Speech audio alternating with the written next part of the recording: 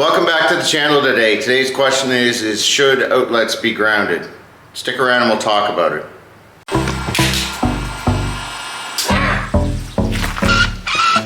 So we're just going to take the wire, gently pull down. The cord is pretty much melted together.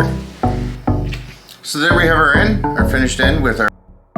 The answer is yes. All electrical outlets need to be grounded in one form or another.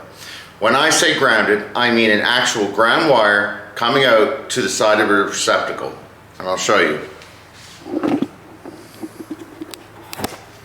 On this receptacle, you can see that there is a bare copper ground wire which goes to the bare copper ground screw. It is also then bonded to the back of the electrical box. That gives a secure bond. So there's two methods, one here in the back of the box and then one on the receptacle. A third point of bond is these bonding screws and the metal frame around the receptacle. When this goes back in place, it gives a secure bond. Now, in some commercial settings, you may see wire like this. This is stranded insulated wire, which also acts as a bond. This bond may be on that bonding screw, especially on your heavier receptacles like in hospitals or industrial atmospheres. Industrial atmospheres. Either way, that receptacle needs to be bonded.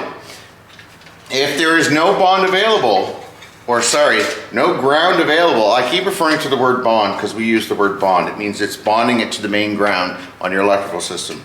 So if there's no ground available and you have old 2 wire, then you need to have a GFCI protected. That still doesn't classify as an actual ground, but at least it gives a path for the electricity to flow.